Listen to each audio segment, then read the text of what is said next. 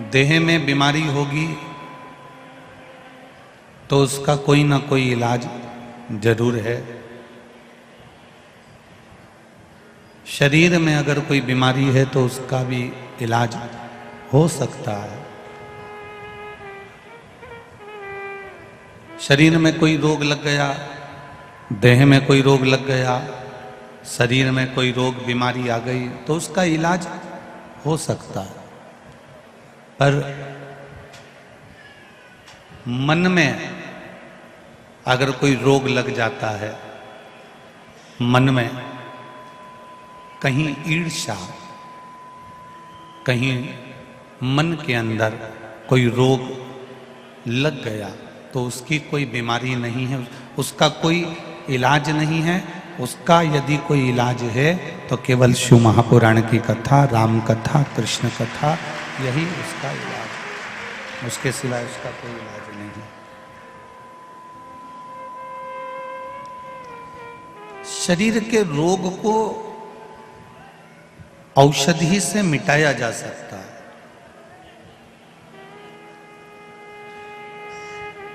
पर जो मन का रोग है, कहीं हमारे भीतर अहम, काम, लोभ, आसक्ति, वासना, तृष्णा, ये जो अंदर समा गया है, इसको मिटाने के लिए कोई दूसरी औषधि नहीं है, केवल भगवान का नाम है, केवल परमात्मा का नाम है। केवल एक औषधि है, वो भगवत भजन है, भगवत कीर्तन है।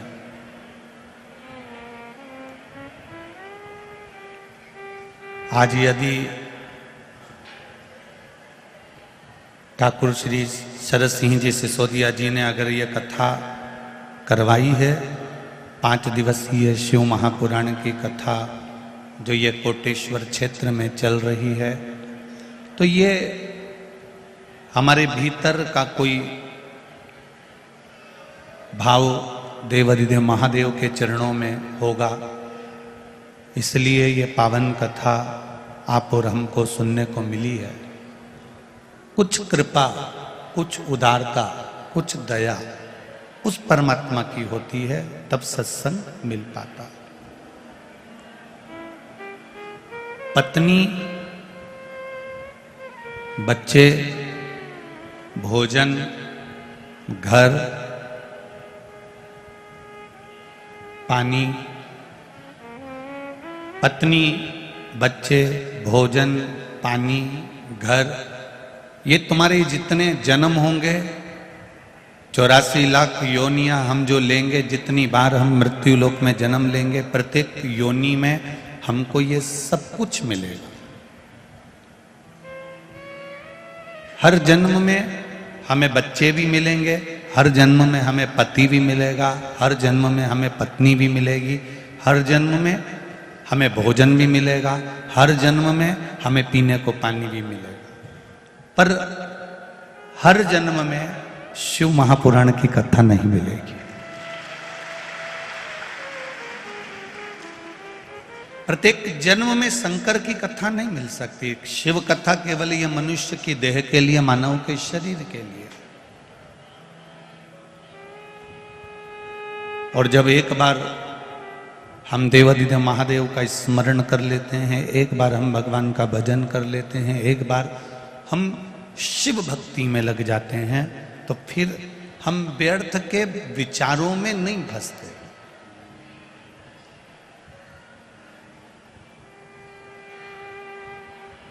औषधि से, दवाई से शरीर के रोग को ठीक करने का हम विचार करते रहते हैं, प्लान बनाते रहते हैं, कुछ विचार करते रहते हैं। उसी तरह मन में जब काम जागे, लोभ जागे, आसक्ति जागे, वासना जागे, तृष्णा जागे, तब प्रयास करें कि हम भक्ति की ओर अग्रण्य, भजन की ओर अग्रण्य।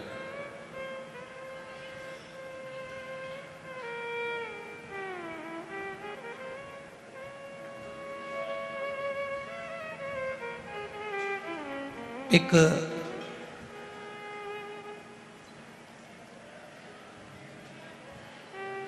भगवान का भजन करने वाला बड़ा आनंद में रहने वाला, एक बड़ा प्रिय शिव जी का एक भगत था जिसका नाम था भीमा भगत। उसका नाम है भीमा भगत। और वो जो भीमा भगत है, शिव जी का गुणगान करने वाला, शंकर का भजन करने वाला, शिव की स्मरण करने वाला, शिव भक्ति में डूबने वाला, शंकर का गुणगान करने वाला, शिव भक्ति में रमने वाला, वो भीमा भगत अपनी धर्म पत्नी के साथ, अपने परिवार के साथ, अपने बच्चों के साथ भगवान के भजन में लगा रहता था। नगर में जो काम उसको मिल जाता, जो कार्य उसको मिलता, कोई किसी के यहाँ पर अगर बोझा ढोना है तो लोग कह देते भीमा को बुला लो, भीमा भगत को बुला लो।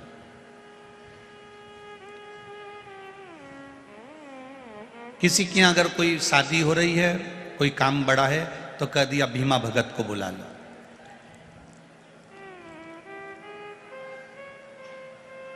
उस भीमा भगत को लोग बार बार बुलाते थे कि हमारे यहाँ शादी है, हमारे यहाँ बुला हुआ है, हमारे यहाँ ये काम है, हमारे यहाँ वो काम है।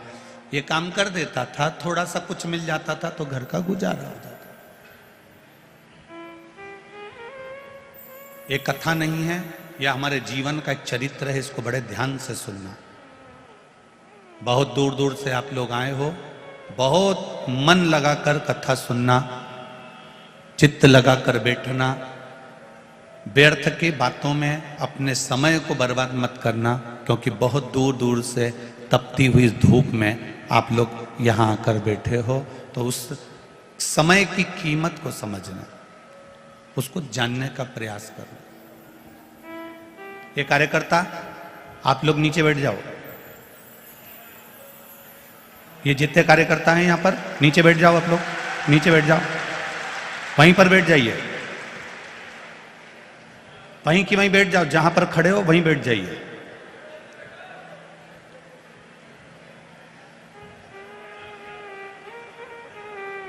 भीमा भगत भगवान की अविरल भक्ति में रमा रहता था, भगवान के भजन में रमा रहता था। जो कोई काम मिलता उस काम को वो कर देता।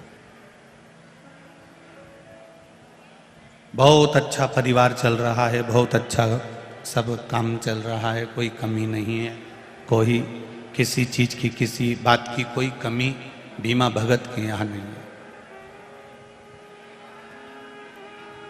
पत्नी भी खुश है, बच्चे भी खुश हैं, भीमा भगत भी खुश है। जिसके पास संतोष रूपी धन होता है, जिसके पास में 1 रुपया भी मिले ना और उसमें अगर प्रसन्नता है तो जिंदगी सार्थक हो जाती है। और बहुत मिलने के बाद भी अगर मनुष्य के भीतर संतोष रूपी धन नहीं है तो वो करोड़ों की संपदा भी बेकार है। और संपदा का कोई मोल तत्व नहीं है, फिर करोड़ों की संपदा भी बेकार है। जैसे एक गुरुजी के 2 चेले, गुरुजी ने सेठ जी के यहाँ भोजन करने भेजा, दोनों चेले भोजन करने गए, सेठ जी ने भोजन करा के दोनों को 1-1 रुपया दे दिया। एक खुश था, एक गुस्से में था। एक खुश है और एक गुस्से में। गुरुजी ने दोनों से पूछा कि तुम दोनों भोजन करने एक ही सेठ जी के यहाँ गए थे, तो एक खुश है और एक गुस्से में दुखी हो रहा है, रो रहा है, उसका कारण क्या है? तो जो खुश था, गुरुजी ने उससे पूछा कि तू क्यों खुश है? अरे गुरुजी, सेठ जी ने मुझे 1 रुपया दिया है, इसलिए मैं बड़ा खुश हूं। वो सेठ कभी किसी को अठन्नी नहीं देता था, आज मुझे 1 रुपया दिया, इससे बढ़कर खुशी दुनिया की कुछ नहीं हो सकती। अब सेठ जी ने 1 रुपया दिया तो वो खुश हो गए। गुरुजी ने दूसरे से पूछा, तू क्यों दुखी है? तेरे दुख का क्या कारण है? तू क्यों रो रहा है? उसने कहा, सेठ जी के यहाँ भोजन करने गया था, मैंने सोचा था इतना बड़ा सेठ है, खूब पैसा है, तो खूब जोरदार भोजन कराकर दक्षिणा देगा, पर बताओ उसने 1 रुपया ही दिया। अर्थात गुरुजी ने कहा तूने अभिलाषा बहुत कर ली थी, बहुत इच्छाएं कर ली थी, इसलिए तू आज रो रहा है। इसने अभिलाषा नहीं करी, इच्छा नहीं करी, इसलिए आज खुश होकर जिंदगी को जी रहा है। भीमा भगत की अभिलाषा इतनी नहीं थी। भीमा भगत को जो मिल जाता था उसमें वो भगवान का भजन करता था। भीमा भगत काशी में रहता और भगवान की भक्ति में डूबा रहता था। उसको कोई मतलब नहीं, जिसने बुलाया भैया भीमा काम कर दे, हो भाई भीमा ये काम कर दो, हो भाई ये कार्य कर दो, हो भाई, जो बुलाता भीमा भगत वहां चले जाता, अपना कार्य कर आ जाता। 2 रुपया 5 रुपया 10 रुपया जो मिलता था उस समय पर, उसमें अपनी जिंदगी को गुजारा कर लेता। एक दिन काशी नरेश को मालूम पड़ा कि ये भीमा भगत है कोई, और भगवान की भक्ति भी करता है, कमाता भी है और अपनी जिंदगी जीता है, किसी से कोई शिकवा शिकायत इसके जीवन में नहीं। काशी नरेश ने भीमा भगत को बुलाया और भीमा भगत को बुलाकर काशी नरेश ने कहा आज से तुम हमारे यहां काम करो, महीने की 1 सोने की मुद्रा तुमको मिलेगी। भीमा भगत और खुश हो गया, भगवान ने मुझको पहले देता था उसमें भी संतुष्टि थी, अब राजा दे रहा है उसमें भी संतुष्टि। बड़ा खुश हो गया, बड़ा खुश, पत्नी भी खुश, बच्चे भी खुश, भीमा भगत भी खुश। अब थोड़ा थोड़ा पैसा बचने लगा, भीमा भगत जोड़ने लगा, रखने लगा, समय निकलता गया निकलता गया। एक दिन भीमा भगत राजा के यहां से कार्य कर आ रहा था, इतने में किसी यक्ष ने आवाज लगाई, भीमा इधर आओ।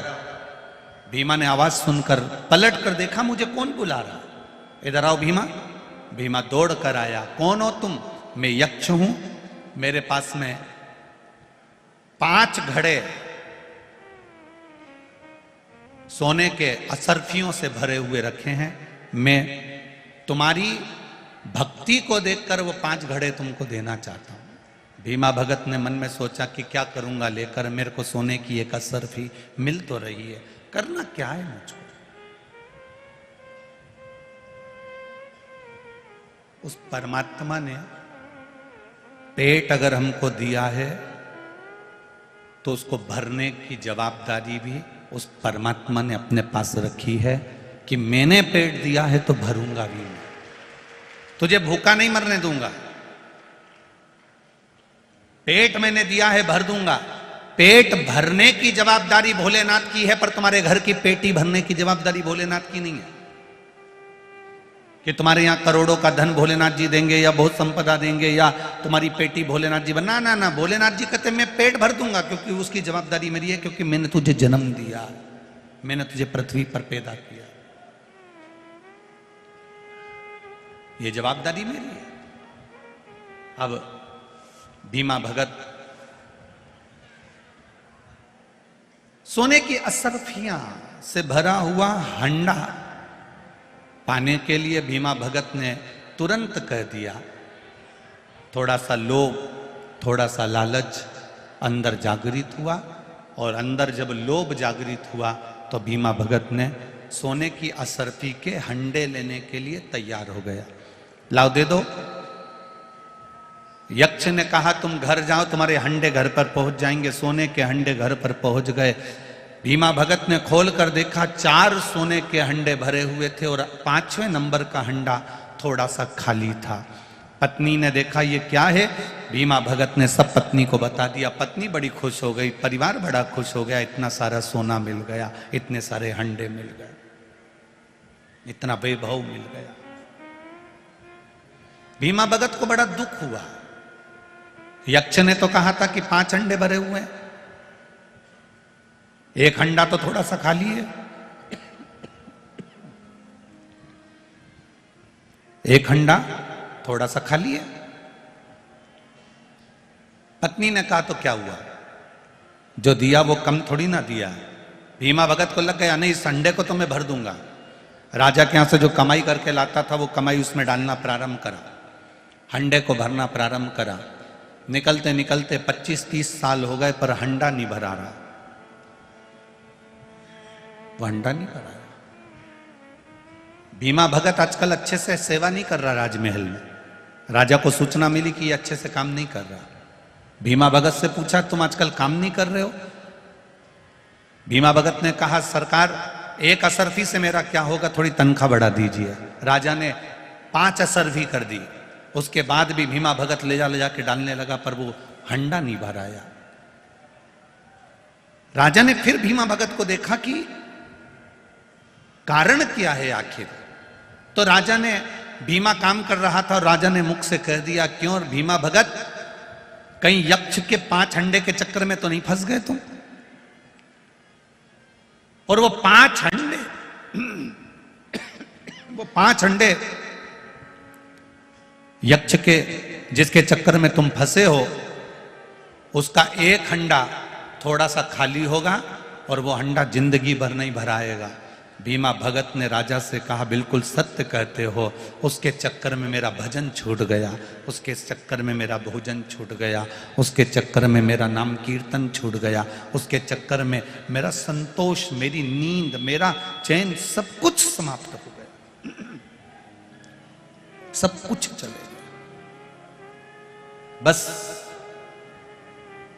एक परिवार रूपी हंडे को भरने के चक्कर में घर बनाना है, गाड़ी लाना है, बंगला बनाना है, जमीन खरीदना है, बेटों के लिए कुछ करना है, बेटी के लिए कुछ करना है, रिश्तेदारों के लिए कुछ करना है, मेरे परिवार के लिए कुछ करना है। ये परिवार का जो हंडा है ना, इस परिवार के हंडे को कितना भी भरने का प्रयास करो, तुम कितना भी इनके भरते जाओ, ला ला कर देते जाओ, फिर भी यह परिवार का हंडा मरते दम तक नहीं भराता है।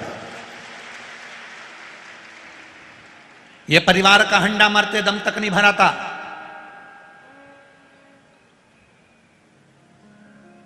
शरीर में बुखार आ रहा है, ठंड लग रही है, शरीर कांप रहा है, तो भी खेत में गेहूं चना काट रहा है। अब कोई पूछे उससे, एक किसान से, दुनिया के लोग कहते हैं किसान सबसे ज्यादा सुखी रहता है। उसका शरीर देखना, धूप में तपा हुआ होगा, एक एक गेहूं के दाने को फटक फटक कर निकाल निकाल कर रखता जाएगा। एक गेहूं का दाना भी इधर उधर नहीं होने देता, पूरा दाना बटोर कर मंडी में लेकर जाता है, और मंडी में जब उस अनाज की कीमत उसकी मेहनत से भी जब कम मिलती है, तब किसान की आंख में आंसू भर आता है।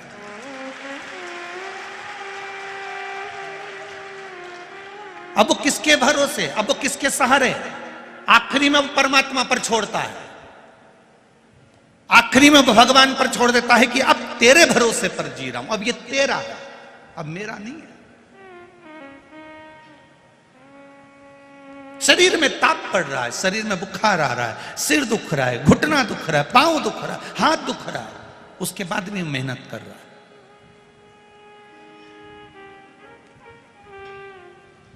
उसके बाद भी वो मेहनत में लगा हुआ है।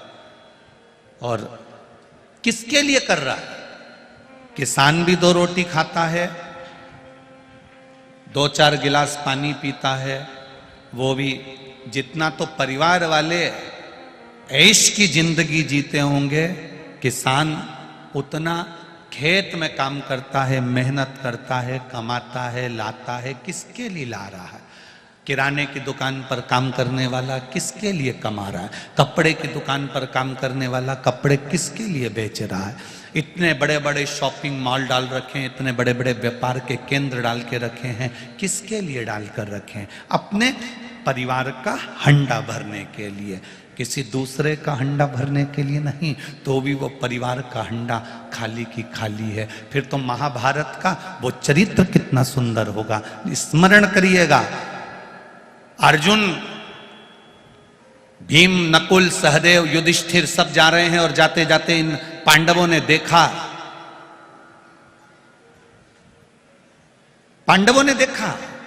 एक गाय बछिया को जन्म देती है, और गाय बछिया का दूध पीती है। बछिया को गाय का दूध पीना था, परंतु अर्जुन ने देखा कि गाय ने बछिया को जन्म दिया और बछिया का दूध पी रही है। अर्जुन आश्चर्य में पड़ गया। आगे गया तो क्या देखता है, एक पक्षी जिसके पंख पर राम और श्याम लिखा हुआ है। पक्षी उड़ता उड़ता आया और उड़ते उड़ते आकर उसने मरे हुए कुत्ते का मांस नोचा और चले गया। अर्जुन आश्चर्य में पड़ गए। पक्षी के पंख पर राम और कृष्ण लिखा है, पक्षी के पंख पर राम और श्याम लिखा है, और ये मरे हुए कुत्ते का मांस खा रहा। फिर देखा,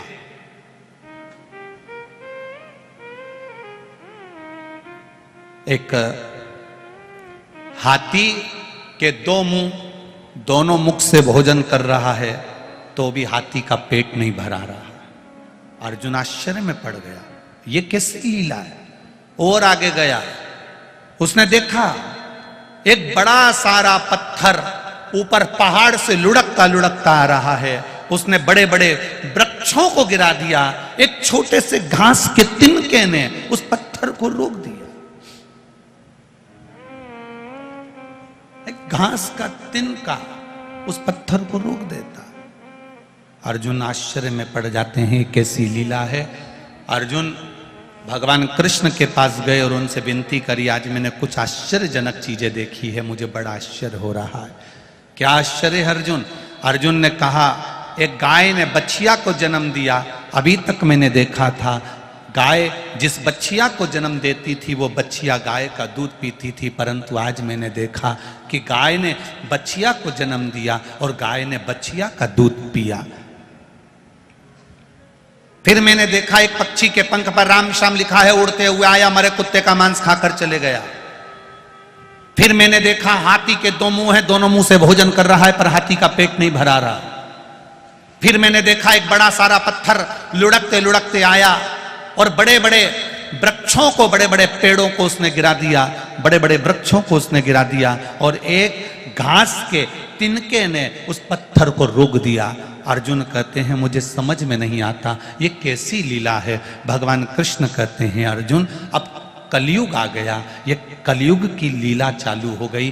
गाय बच्चिया को जन्म दे रही है और बच्चिया का दूध पी रही है, उसका मतलब है माता पिता बेटी को जन्म देंगे और उससे नौकरी और सर्विस कराकर उसका जो धन आएगा वो माता पिता खाएंगे। ये कलयुग है। गाय बच्चिया को जन्म देगी और बच्चिया का दूध पिएगी। और सुन अर्जुन, पक्षी के पंख पर राम श्याम लिखा है और पक्षी आकाश मार्ग से उड़ता हुआ आया और मरे कुत्ते का मांस खाकर चला गया। अरे ये पक्षी राम श्याम लिखा है, ये राम नाम कृष्ण नाम की चादर को दुनिया के लोग बदनाम कर देंगे। दिन में चादर ओढ़ेंगे और रात में वही कुछ गलत काम कर जाएंगे। ये कलिकाल बड़ा विचित्र रहेगा अर्जुन, बड़ा विचित्र है कलिकाल, इसको समझना होगा।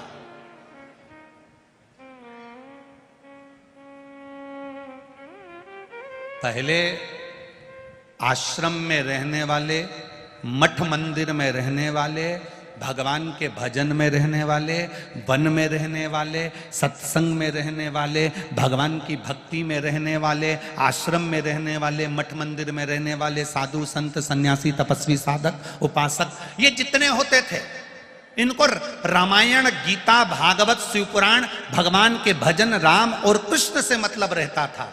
पर धीरे धीरे धीरे धीरे धीरे धीरे कलिकाल का प्रभाव बढ़ता गया। जो बड़े बड़े मठ मंदिर आश्रम आदि कादिक होते चले गए, अब वो राम कृष्ण शिव भक्ति भगवान का भजन कीर्तन इसको छोड़कर कहीं ना कहीं संसार के लोगों में कहीं ना कहीं वो अंदर प्रवेश करते चले गए। भगवान छूटता गया, रामायण छूटती गई, गीता छूटती गई, पुराण छूटती गई और जो बड़े बड़े बहुत बड़े बड़े पद पर रहे वो धीरे धीरे संसार के लोगों में भरमाते चले गए। पहले के संत, पहले के साधु, पहले के गुरु, पहले मठ में रहने वाले, पहले आश्रम में रहने वाले, पहले साधु के रूप में रहने वाले, पहले संत के रूप में रहने वाले, पहले के भगवंत, पहले के भजन करने वाले राम और कृष्ण को पकड़ना चाहते थे। आज के जमाने के लोग किसी न किसी सत्ताधारी को पकड़ने का प्रयास करते हैं कि वो हमारे हो जाएं, वो हमसे जुड़ जाएं, वो हमारे हो जाएं। आज का दुनिया पलट गई है, बदल गई, बदल गई। अर्जुन ने कहा मैंने तीसरा देखा, एक हाथी के दो मुंह हैं और दोनों मुख से भोजन कर रहा है, उसका पेट नहीं भरा रहा। अरे अर्जुन मत चिंता कर, एक एक व्यक्ति की दो दो दुकानें होंगी, दोनों दुकान से कमाएगा तो भी घर का गुजारा नहीं हो पाएगा, ये कलिकाल चलेगा।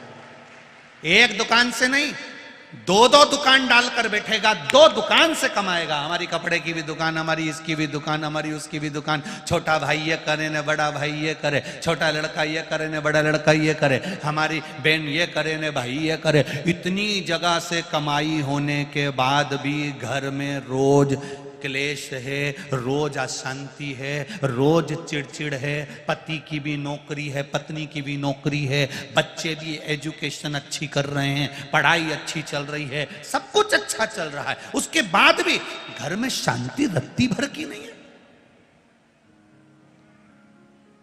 कहां गई वो?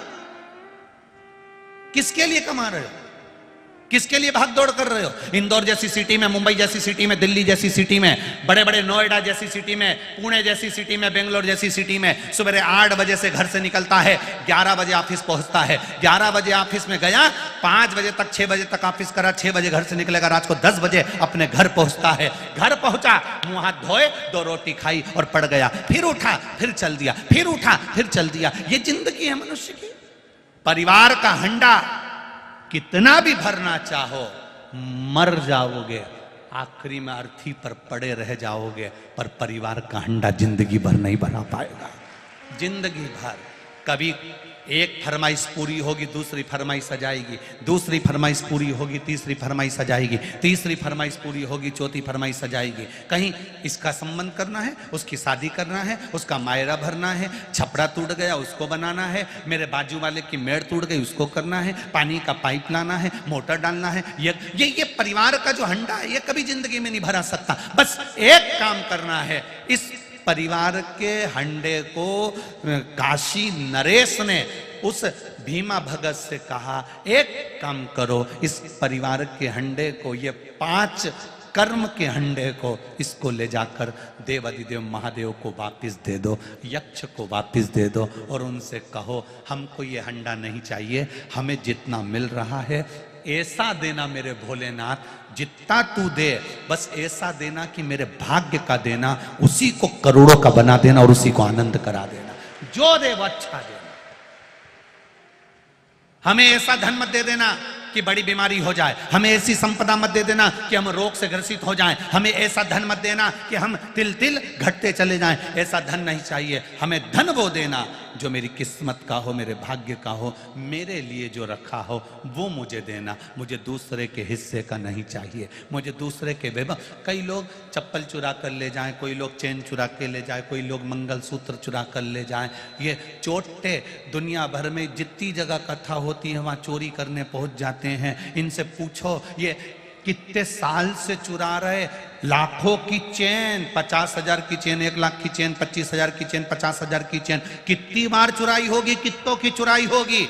इतनी बार चोरी करने के बाद भी चोटे आज तक चोटते ही रही है।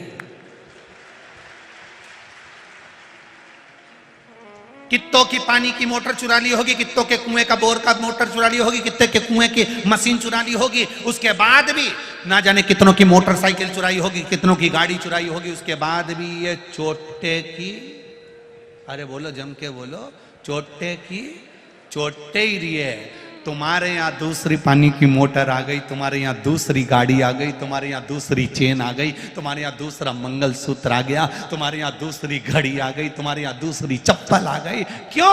उसने तो चोरी करी थी पर देने वाले ने वापस लौटा दिया। ये उसकी कृपा थी। ये चोर ले, वो चोटा आज तक चोटा है, वो आज तक नहीं सुधरा है, वो चोटा की छोटा ही है।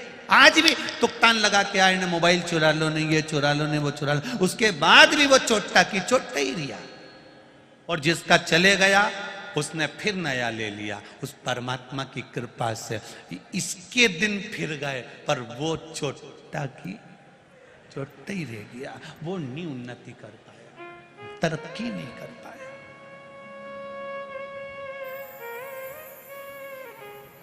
हंडा नहीं भरना है हमको। वो हंडा, परिवार का जो हंडा है वो बहुत मुश्किल है कि भरा जाए।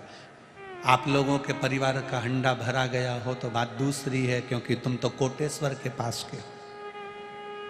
और शिव पुराण कहती है परिवार का हंडा भरना बहुत कठिन है साहब, सबको संतुष्ट करना बहुत कठिन है। परिवार में 5 सदस्य रहते हैं, परिवार में 10 लोग रहते हैं, वो 10 खुद आपस में एक दूसरे से संतुष्ट नहीं रह पाते तो दूसरे की क्या बात करें कि दुनिया कैसे संतुष्ट हो जाएगी।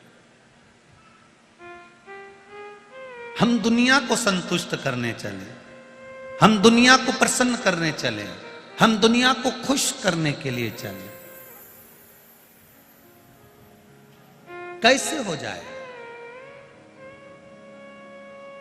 कितना भाव से मेरे महादेव कहते हैं कि मैंने तुझे जन्म तेरे लिए दिया है, किसी दूसरे के लिए नहीं दिया। जगत गुरु शंकराचार्य जी तो कहते हैं पुनरपि जननम पुनरपि मरणम, बार बार जन्म बार बार मृत्यु के प्रपंच से तुम्हें छूटना है। कब तक जन्म लोगे?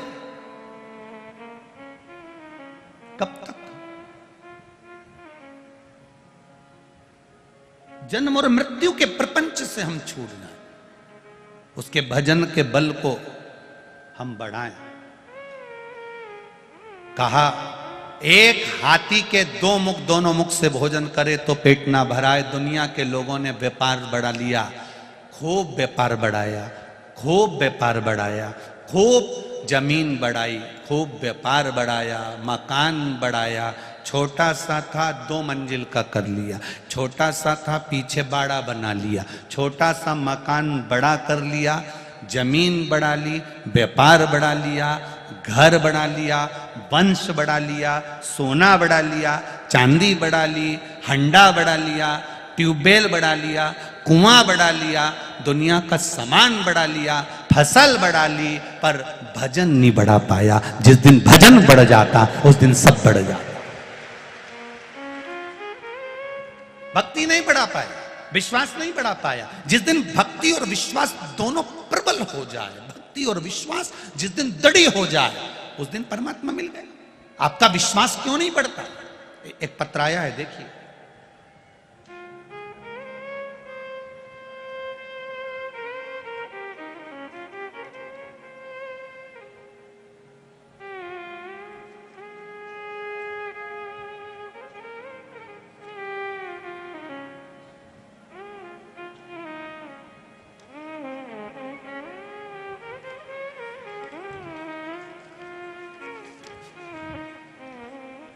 मेरा नाम पंडित नवीन कुमार, पिता मनोहर लाल शर्मा।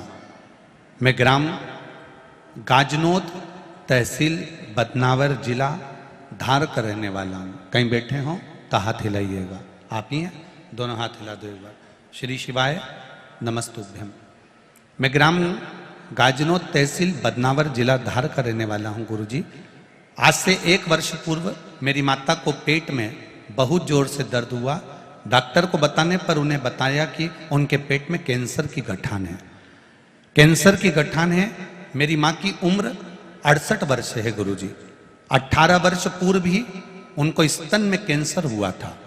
18 साल पहले कैंसर हुआ स्तन में, उसका इलाज करवाया, ऑपरेट करवाया और ऑपरेट करवाया, इलाज करवाया। डॉक्टरों ने सारा इलाज कर दिया। माता का कैंसर थोड़ा ठीक हो गया, अच्छी हो गई थी, पर फिर वापिस पेट में कैंसर की गठान वापिस आ गई। गुरुजी, हमने बड़ौदा के मुनियाश्रम बड़ोदरा के हॉस्पिटल में माता का इलाज चालू कर दिया। डॉक्टर ने कहा इनको कैंसर की गांठ है, वो वापस निकालना पड़ेगी, और फिर वापस कैंसर का क्रम चालू हुआ। गुरुदेव बड़े हार चुके थे, बड़े दुखी हो गए थे गुरुदेव।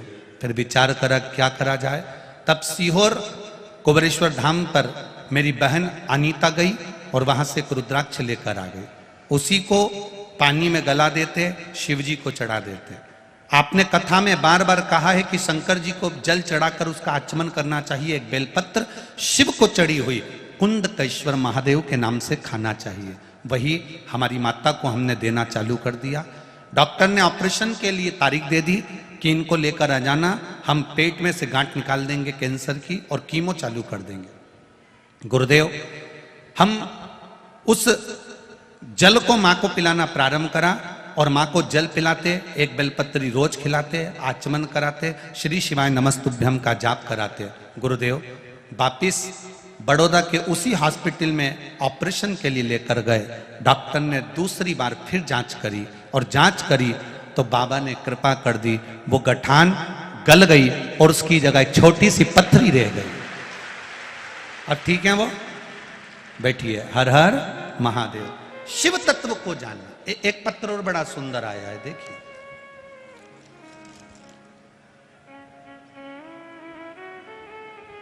मैं गुरुजी बदनावर की रहने वाली हूं, मैं अपना नाम नहीं बता सकती, पर मुझ पर जो देवादिदेव महादेव ने कृपा करी है मैं उसका वर्णन नहीं कर सकती। गुरुदेव, अपने आंसुओं से भी इस पत्र को लिखूं तो कम ना होगा। मेरे गुरुदेव, मेरी शादी को 10 वर्ष हो गए थे, पिछले से 6 साल से मेरा पति किसी और लड़की के चक्कर में पड़ गया।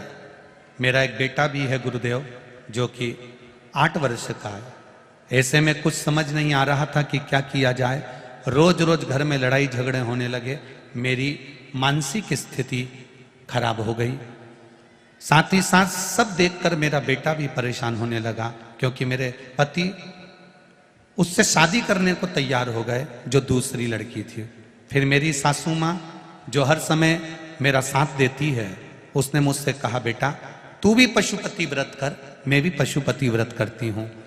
गुरुजी कथा में पशुपति व्रत की महत्वता बताते हैं। अगर बेटे की बुद्धि संवर जाए तो अच्छी बात है, नहीं तो 4 दिन बाद शादी है उसकी। वो अकेले जाकर शादी कर रहा है मंदिर में। ठीक है माँ। पशुपति व्रत प्रारंभ किया। पहला सोमवार पड़ा, पशुपति व्रत किया। व्रत करते करते करते शादी तो टल गई, आगे बढ़ गई। गुरुदेव 5 व्रत पूरे हो गए। 5 व्रत पूरे होने के बाद भी उनका मन उससे हटा नहीं। आपने एक बार मक्खन का शिवलिंग का स्मरण करने का बोला था, वो भी मैंने करा गुरुदेव, पर वो भी नहीं हुआ। तब मैं हार गई। मेरी सासू जी ने कहा, सियोर वाला महाराज, शंकर जी की पंचायत, शिव पंचायत, जिसमें देवी होती है, गणेश होते हैं, विष्णु होते हैं, सूर्य होते हैं, शिव होते हैं, उसका पूजन का बोला है। माँ अब वो कहाँ ढूंढने जाऊंगी? चल तो बेटा, कहीं ना कहीं तो शिव पंचायत होगी। हमने सब दूर पता करा, कहीं शिव पंचायत नहीं मिली। तब हम रतलाम पहुंचे। रतलाम में शिव पंचायत का मंदिर था। वहीं पर जाकर हमने शिव जी से प्रार्थना करी। फिर भी मेरा मन नहीं, क्योंकि वो मानने को तैयार नहीं थे। गुरुदेव केवल 15 दिन हुए और हम शिव पंचायत का पूजन कर कर आए, और बाबा की कृपा से वो लड़की किसी दूसरे लड़के के साथ चली गई और मेरा पति मेरा हो गया। शिव तत्व है।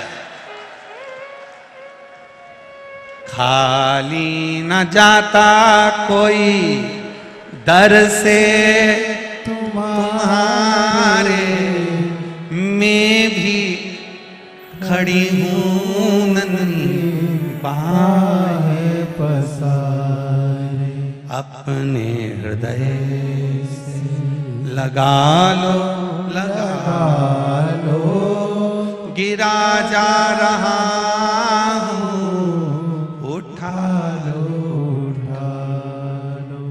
उस पे भरोसा अगर किया है, उस पे विश्वास अगर किया है, तो उसने साध लिया।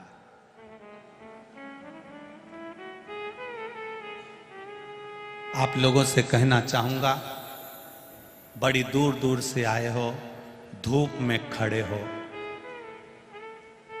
अपार जन समुदाय, लाखों की भीड़, लाखों भक्तों का आगमन, शरद जी सिसोदिया जी ने कल भी टेंट बढ़ाया, परसों भी बढ़ाया, रोज बढ़ाते हैं, पर तुम रोज उससे ज्यादा बढ़कर आ जाते हो, तो करे भी क्या, विचारणी हो जाता।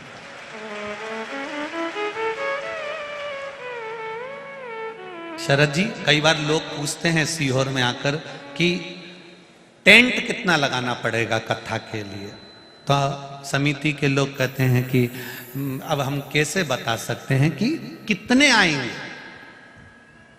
कि ये कोई भरोसा है?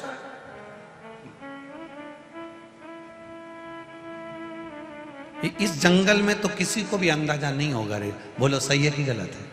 अरे बोलो, जम के बोलो जरा। इस जंगल में किसी को अंदाजा नहीं होगा कि ये लाखों की संख्या में लोग यहां पहुंचेंगे, किसको अंदाजा? पर तेरी कृपा बिना न हिले एक भी अनु, लेते हैं श्वास तेरी कृपा से तनो तनो। अब कोई कह रहा था, गुरुजी लोग गर्मी में से आते हैं पर पंडाल में ऐसे बैठते हैं कि इनको कोई को गर्मी भी नहीं लगती। हमने कहा ये विद्युत विभाग के कितने तो पंखे लगे हैं, पवन चक्की लगी, ये भी तो हिलती रहती दिनों भर। तो कहे गुरुजी इसकी हवा थोड़ी ना आती है। हमने कहा भले ना आए पर महादेव की हवा तो आती है ना, बस बहुत सुख दे जाती है, बहुत है।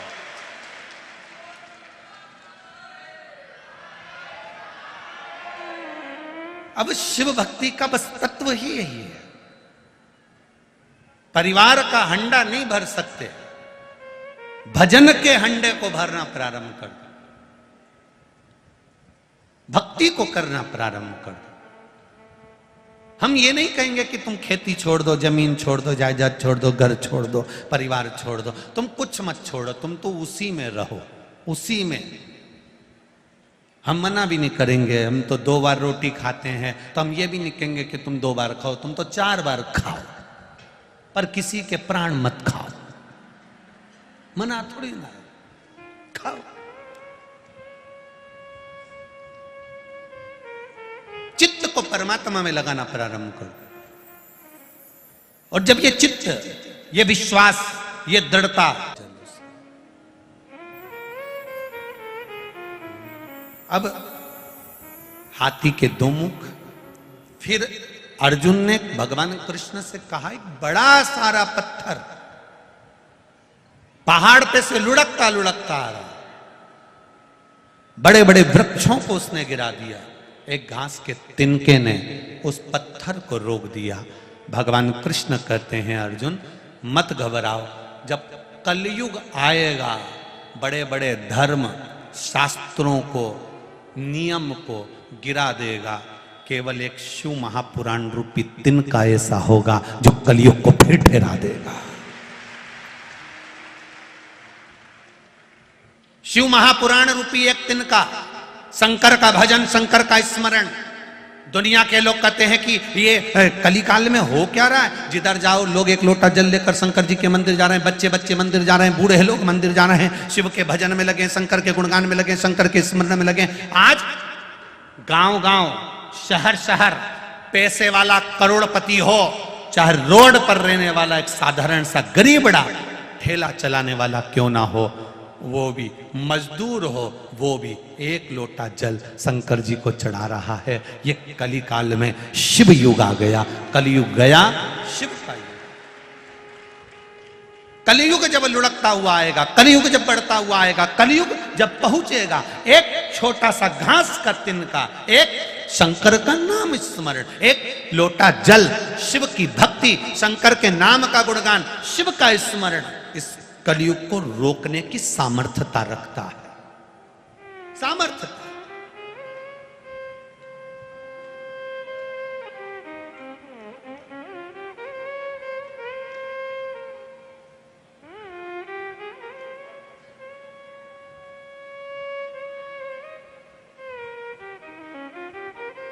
ये काजल आंखों में क्यों लगाया जाता है? उसका केवल एक ही कारण है, कालोज अपने नयन में रहेगी तो सामने वाले में कालोच नजर नहीं आएगी। इस नयन की कालोच को, काजल को नयन में रहने दो, तो दूसरे में हम कालोच नहीं देखेंगे, दूसरे में हम काजल नहीं देखेंगे, दूसरे में हम कालापन नहीं देखेंगे। अपनी दृष्टि में लगा कर रखना। दुनिया को भले हमारी आंख में कालोच दिख जाए, पर हमें किसी के जीवन में कालोच नजर ना आए, किसी के जीवन में नहीं। अच्छा देखो ना, कई कन्याओं के जन्म हुए और उस कन्याओं के जन्म के बाद में भी दक्ष प्रजापति ने मां देवी से, दुर्गा भवानी से, जगत धात्री से एक कन्या और मांगी। मां ने कहा कि कन्या ढूंढने कहां जाऊंगी, मैं खुद तेरे यहां बेटी बनकर जन्म लूंगी, मैं खुद आऊंगा। और मां बेटी बनकर जन्मी। प्रसूति माता के गर्भ से सती मैया का प्रागट्य, माता सती का प्रागट्य, माता प्रसूति के गर्भ से हुआ सती मैया का जन्म। और वो सती मैया जो भगवान देवाधिदेव महादेव की अविरल भक्ति में डूबी रहती थी। एक लक्ष्य, एक विचार, एक दृष्टि, केवल शिव को पाने की माता सती के हृदय में बैठी रहती।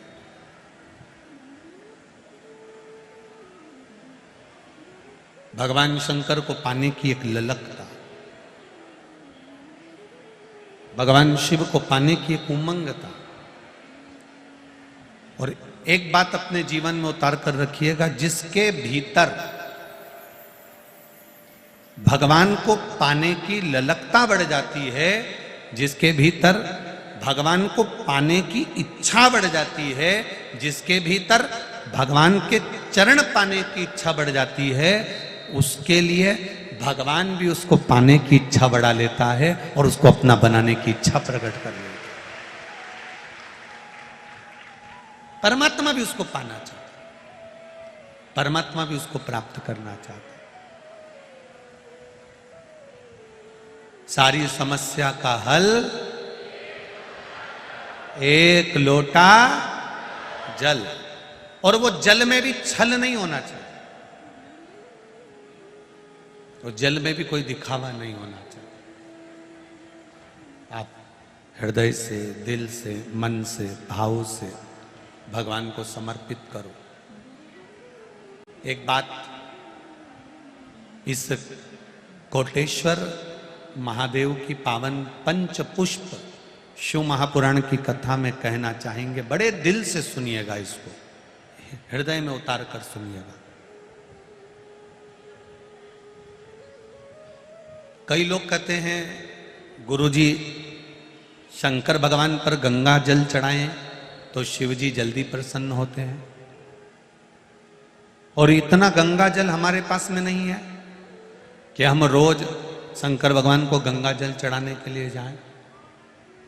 शिव महापुराण की कथा ये नहीं कहती कि आप शंकर भगवान को रोज गंगा जल चढ़ाएं या शिव जी को गंगा जल चढ़ाओगे तो प्रसन्न होंगे।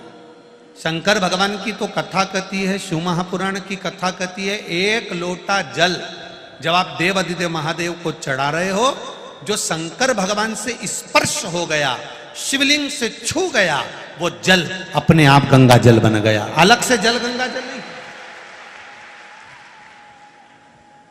उसको छुआ और वो जल गंगा जल हो गया, छूते ही। बस एक बात अपनी जिंदगी में उतार कर रखिए, जो भी आप देव अधिदेव महादेव को दें वो शुद्ध दें। शुद्ध से मतलब जैसा चावल आप खाते हो, शंकर जी को एक चावल का दाना चढ़ाओ तो वो चढ़ाना जो तुम खाते हो, सस्ता नहीं। तुम अच्छा खाते हो तो अच्छा चढ़ाओ, तुम सस्ता खाते हो सस्ता चढ़ाओ, तुम मीडियम खाते हो मीडियम चढ़ाओ। शंकर भगवान की कथा कभी नहीं कहती कि तुम शंकर जी को 1 किलो दूध चढ़ाओ, कि 5 किलो दूध चढ़ाओ, कि 1 कटोरी भरकर शहद चढ़ाओ, कि 1 कटोरी भरकर घी चढ़ाओ, कि 1 कटोरी भरकर शक्कर चढ़ाओ, कि 1 कटोरी भरकर दही चढ़ाओ, कि 1 कटोरी भरकर पंचामृत चढ़ाओ। ये शिव महापुराण की कथा कभी नहीं कहती। शिव महापुराण की कथा इतना जरूर कहती है, शंकर जी को घी भी चढ़ाना, 1 उंगली में लगाकर भी आप चढ़ा रहे हो तो वो घी चढ़ाना जो तुम खाते हो, नकली घी या केमिकल का घी शिव जी को ना चढ़ाना। दूध चढ़ा रहे हो, शंकर जी को वो दूध समर्पित करो जिस गौ माता के दूध को आप पी रहे हो, गौ माता के दूध का आप पान कर रहे हो, उसमें से 1 चम्मच बराबर का भी दूध अगर शिव जी को चढ़ाओगे, शिव उसको स्वीकार करेगा। 1 लोटा भरकर पाउडर से बना हुआ, केमिकल से बना हुआ 1 बाल्टी दूध भी अगर शंकर जी को चढ़ा दोगे तो वो स्वीकार नहीं करेगा। 1 बूंद चढ़ाओ पर शुद्ध चढ़ाओ। शहद चढ़ा रहे हो, जरूरी नहीं कि कटोरी भरकर शहद चढ़ाना, 1 उंगली के पोर के बराबर कटोरी में से पोंछ कर चढ़ा दो, पर जो शुद्ध है, केमिकल का नहीं, नकली नहीं, जरा सा भी अगर चढ़ा रहे हो तो शिव को चढ़ाइए। दही भी कोई केमिकल का बाजार से खरीद कर नहीं, तुम्हारे पास हो तो चढ़ाओ। शंकर भगवान को कोई केमिकल की वस्तु, कोई नकली वस्तु, कोई बेकार चीज शंकर के शिवलिंग पर मत चढ़ाओ। क्यों? हम भगवान शंकर के शिवलिंग का, तुम भी अगर कोई पाउडर लगाती हो तो कंपनी का लगाती हो, अच्छा लगाती हो, कोई क्रीम भी लगाती हो तो कंपनी का लगाती हो, अच्छी लगाती हो, तो भगवान को हम नकली कैसे दे दें? बाजार का हल्का शिव जी को कैसे दे दें? हम ये नहीं कहते कि कटोरी भरकर चढ़ाना, हम ये नहीं कहते कि लोटा भर के चढ़ाना। इस व्यासपीठ से आज तक कथा करते करते इतने साल हो गए, कभी इस व्यासपीठ से ये नहीं कहा कि तुम लोटा भरकर दूध चढ़ाओ, या लोटा भरकर दही चढ़ाओ, या लोटा भरकर शहद चढ़ाओ, या लोटा भरकर घी चढ़ाओ। बोला कभी? किसी ने? इतने सालों से टीवी पर कथा सुन रहे हो, इतने सालों से कभी सुना हो ऐसा बोला हो कि लोटा भर के चढ़ाओ? कभी सुना हुआ? अब हां, दुनिया के लोग भले कुछ भी कह दे, दुनिया के लोगों का तो क्या किसी का मुंह बंद कर सकते हो? माता जानकी के लिए अपशब्द कह दिया, सीता मैया वापिस अयोध्या में आ गई फिर कह दिया, तो दुनिया का मुख तो बंद करना बड़ा कठिन काम होता है। कोई तो कह देगा कि महाराज 50 लाख ले रहा, 60 लाख ले रहा, 70 लाख ले रहा, तो जो दे रहे हैं एक बार उनको लेकर कुबेरेश्वर धाम तो आ जाओ, उनके चरण धोकर हम भी पी लेंगे। जो 50 लाख दे रहा है, 52 लाख दे रहा है, 1 करोड़ दे रहा है, 50 लाख दे रहा है, उनको लेकर एक बार तो कुबेरेश्वर धाम आओ। जिस धाम का नाम कुबेरेश्वर धाम हो, जहां कुबेर खुद लुटाने के लिए बैठा हो, ये पत्र भर भर कर दे रहा हो, तो किसी से मांगकर हम क्यों किसी के सम्मुख में जाएं? एक बात का स्मरण करिएगा, कहने वाला कुछ भी कहे, आग लगे बस्ती में, अपन रहो मस्ती में। शिव की आराधना, एक बार कोई मिल जाए तुमको जिसने कहा कि साहब इन्होंने इतना लाख, 50 लाख, 60 लाख, 70 लाख, उसको लेकर जरूर आना, उसका पूजन करेंगे और पूरी मीडिया के सामने ऑनलाइन उससे जरूर खिलवाएंगे कि कौन सी जगह, किस जगह भैया कि तूने 55 लाख, 60 लाख, 70 लाख, 1 करोड़, 2 करोड़ कुछ दिया हो तो जरूर बताना, क्योंकि हम भी तो सुने कि बाबा का इतना बड़ा भगत कहाँ से आ गया जो इतने लाख दे दिए। हम भी तो देखे उसके, हम भी तो चरण छुए कि उसने इतना दिया। उसका तो गुणगान पूरे देश में होना चाहिए जिसने इतना दिया। फिर छुप कर क्यों दे रहा भैया? तेरा तो नाम पूरे विश्व में होना चाहिए कि तूने इतना दिया।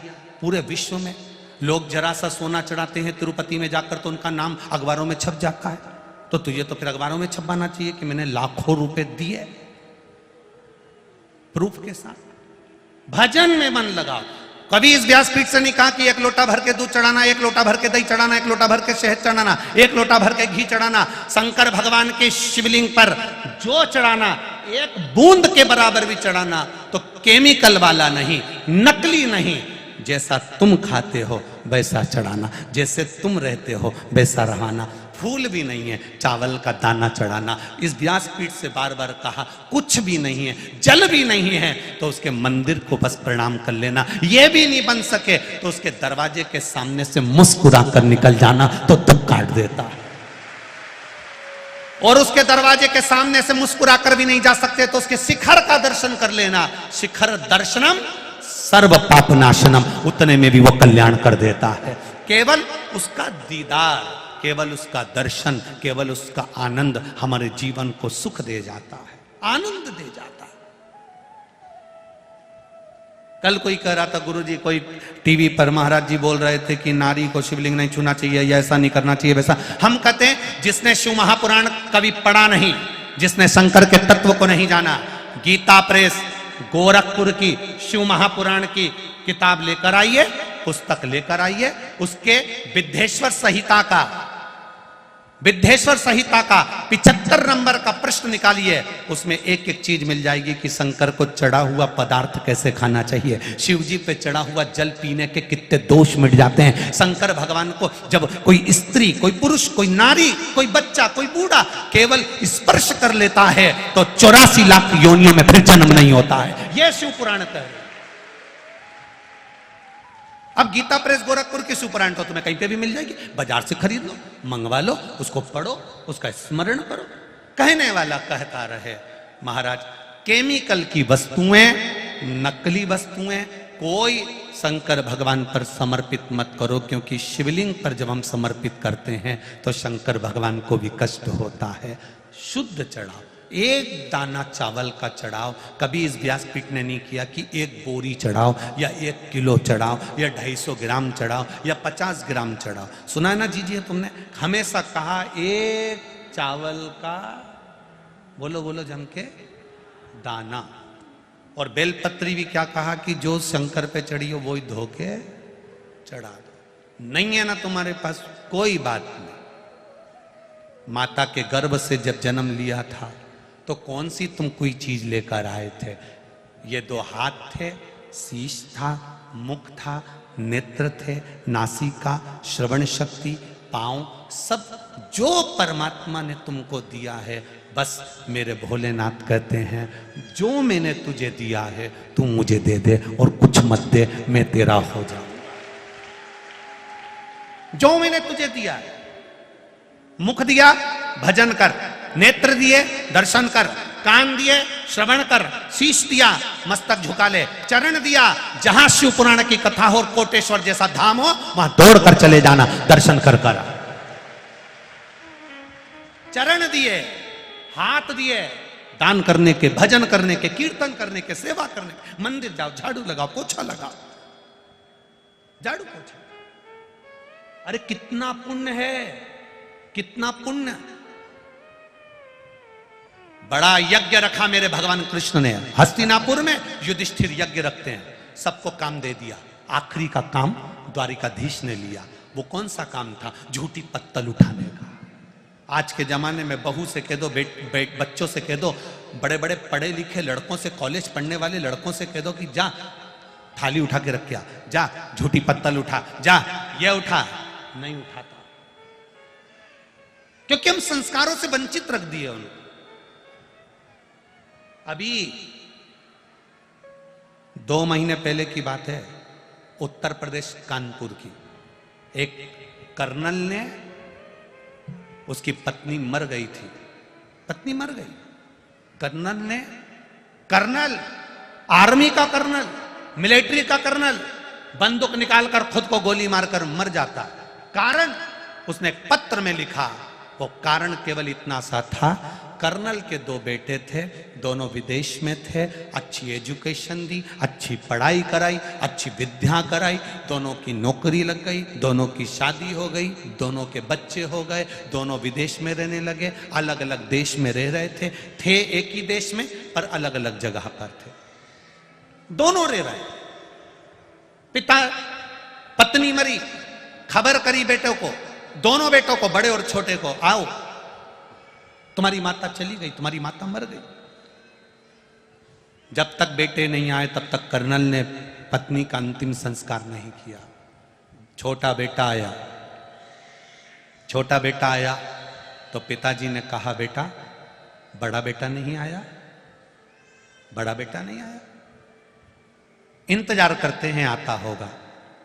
पिताजी इंतजार कर रहे थे, छोटे बेटे से रहा नहीं गया और उसने कह दिया, पिताजी भैया नहीं आएगा। भैया नहीं आएगा? हाँ वो नहीं आएगा। क्यों नहीं आएगा? पिताजी वो नहीं आएगा। तो क्यों नहीं आएगा?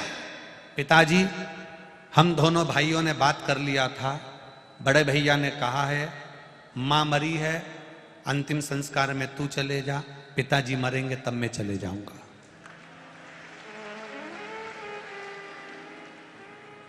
मां मरी है छोटे, अंतिम संस्कार में तू चली जा, पिताजी मरेंगे तब मैं चले जाऊंगा।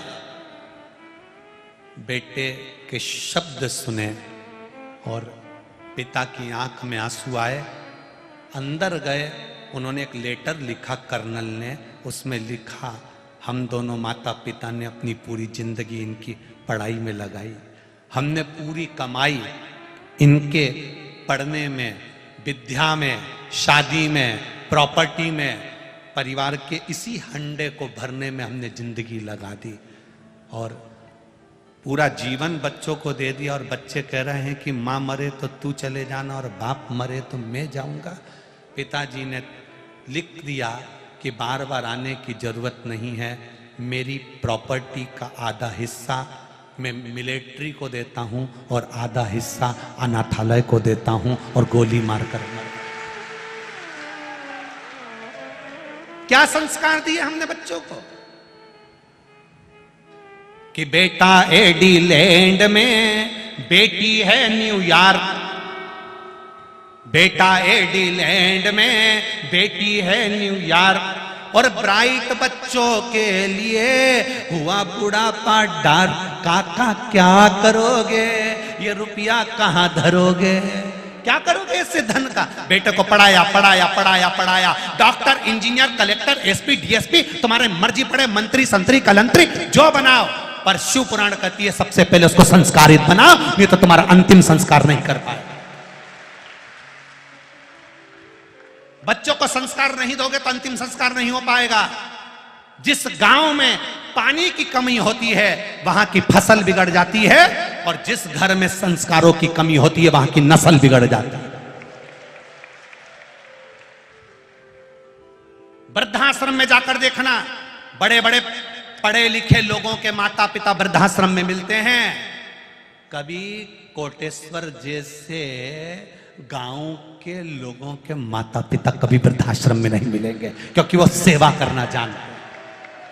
ग्रामीण में रहने वाला, गांव में रहने वाला अपने माता पिता को साथ रखना पसंद करता है। पत्नी से झगड़ा इस बात का होता है गांव में कि मैं मेरी मां को नहीं छोड़ सकता, मैं अपने बाप को नहीं छोड़ सकता, तुझे छोड़ दूंगा पर अपने माँ बाप को नहीं छोड़ सकता। गांव में लड़ाई इस बात की होती है और शहर में लड़ाई इस बात की होती है छोड़ जाओ माता पिता को। और वो भेरू भी ऐसा माता पिता का बेग बांध के चंद्र घंटा के केले पे छोड़ भी आया। बारी जगदम्बा बारे भेरू गजब करा, पढ़ाया इसलिए, विद्याध्ययन इसलिए कराया, इसलिए तुमको ये बनाया, इसलिए विद्याध्ययन कराया, बाहर पढ़ने पहुंचाया। संस्कारों से विहीन औलाद नहीं होना चाहिए, संस्कारों से ग्रसित संतान होना चाहिए, जिससे मरने पर तुम्हारी औलाद तुम्हारा अंतिम संस्कार कर दे। अगर संस्कार दोगे तो अंतिम संस्कार होगा, नहीं तो सब ऑनलाइन हो रहा है, खरीदी ऑनलाइन हो रही है, कपड़े ऑनलाइन आ रहे हैं, तो तुम्हारा अंतिम संस्कार भी ऑनलाइन होता है। संस्कार दीजिए। 20 वर्ष तक माता पिता बच्चे को राम बनाने की चेष्टा करते हैं और 20 दिन की कुसंगति बेटे को रावण बना देती है। क्यों पड़ा कुसंगति में? हमारी संगत अच्छी नहीं हो पा रही, किस लिए, क्यों? कुछ अच्छा देने का प्रयास करो साहब। शंकर भगवान को ज्यादा नहीं चाहिए। शिव जी को कोई कहे कि 5 किलो दूध चढ़ाओ ने, 10 किलो दूध चढ़ाओ ने, 25 किलो दूध चढ़ाओ, कोई कहे शक्कर चढ़ाओ, कोई कहे घी 2 किलो चढ़ाओ, कोई कहे कि इनको शहद 1 किलो चढ़ाओ। शिव पुराण कहती है कण का मात्र भी चढ़ाओगे, जरा सा केवल एक बूंद भी चढ़ाओ तो केमिकल का मत चढ़ाओ, असली चढ़ाओ। जब तुम असली उसको दोगे, क्योंकि दुनिया बड़ी विचित्र है, खुद को खाने के लिए अच्छा घी चाहिए, और जब पंडित जी पूजन कराने आए तो उनको 25 रुपए किलो वाला घी चाहिए। दुकान पे जाकर के देते किराने वाले के यहाँ, नवरात्रे का हवन है हमारे यहाँ, नवरात्रे का हवन है, हाँ देवी जी का हवन है तो हवन का घी दे दो। क्या बोले? बोलो बोलो रिजी जियो, हवन का घी दे दो। अब हवन का घी दुकान वाले ने ऐसा निकाल के दिया, ऐसा निकाल के दिया कि 25 बार गरम कर लिया तो भी वो कल्ला पत्थर की पत्थर ही रहा। देवी जी को आहुतियां दे रहे, देवी प्रसन्न होगी, देवी प्रसन्न होगी। देवी जी नाक बंद करके बैठी, ना जाने क्या लेकर आ गया, बदबू में मारे जा रही। तूने मेरी नाक बंद करी, जा मैं तेरे फेफड़े बंद करती जा। चढ़ा नकली, हवन का घी दे दो। सत्यनारायण जी की कथा है, कथा के लिए कपड़ा दे दो, कपड़े वाला भी तचतुर, सत्यनारायण की कथा के लिए फर्री जैसा कपड़ा लाया, सब कुछ दिखे, सब कुछ। और के पंडित जी बहुत ले लेते हैं, फर्री जैसा कपड़ा, वो 9 ग्रह 16 मात्रिका का, किस काम का, किस चीज की?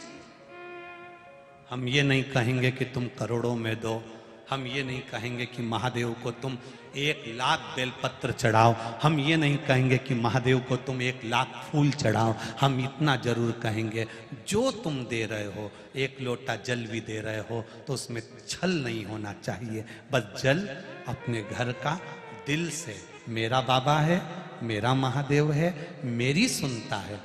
बाप को, पिता को तुमसे कुछ नहीं चाहिए।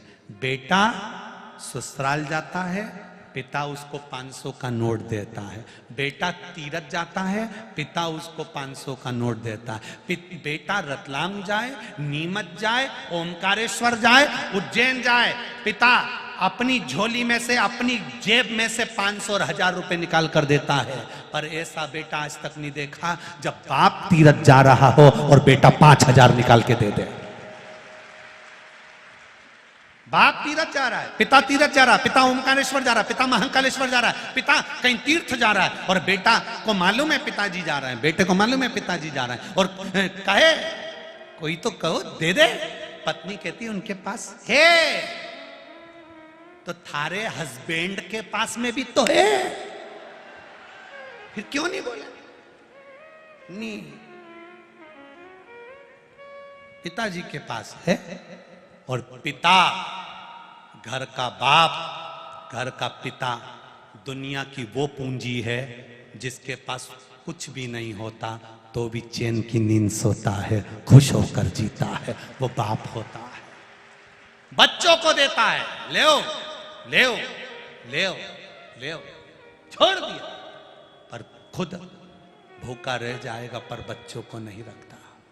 मेहनत करेगा, लाएगा, देगा। माता और पिता, भगवान को देखो ना देखो, पर घर में अगर माँ बाप को देख लो तो समझ लेना कि शंकर पार्वती ऐसे ही होंगे जो देते रहते हैं। शिव पार्वती ऐसे ही दे, क्या दिया? मत दो। हवन का घी दे दो, नकली लिया है। पूजन का सामान दे दो, नकली लिया है। संकल्प के लिए सुपारी दे दो, इतनी छोटी छोटी सी लिया है। भगवान भी पार्वती जी को बोले ले सुपारी कतर के खिला दे। एक बार पकड़ी तो सुपारी उचक के वहां चली गई, सुपारी पकड़ाई भी नहीं आए, इतनी छोटी। पूजन की, किसी को नहीं दिखे। कंकु चढ़ाएंगे, रोली चढ़ाएंगे, चंदन चढ़ाएंगे, हल्दी चढ़ाएंगे, सब केमिकल का। नहीं चाहिए शंकर भगवान को। शिव जी कह रहे हैं मत दो, तुम तो कुछ मत दो, एक काम करो, क्या? बस मुख से मेरा भजन कर लो, श्री शिवाय नमस्ते। मत दो, मुझे नहीं चाहिए, रखो तुम्हारे पास। एक बेटी ने पत्र जन, सती मैया का जन्म हुआ, शिव जी में विलीन हो रही हैं। तब साधना करी, शंकर भगवान के साथ विवाह हो गया। शंकर सती का विवाह हुआ। शिव जी सती मैया को कुंभज बाबा के यहाँ, अगस्त ऋषि के यहाँ कथा सुनाने ले गए। कथा सुनाने ले गए, सती जी का मन नहीं लगा, चित्त नहीं लगा।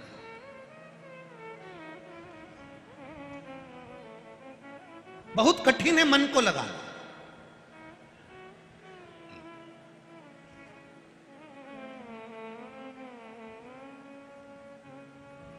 ठाकुर शरद सिंह जी सिसोदिया जी, आपको धन्यवाद देना चाहूंगा।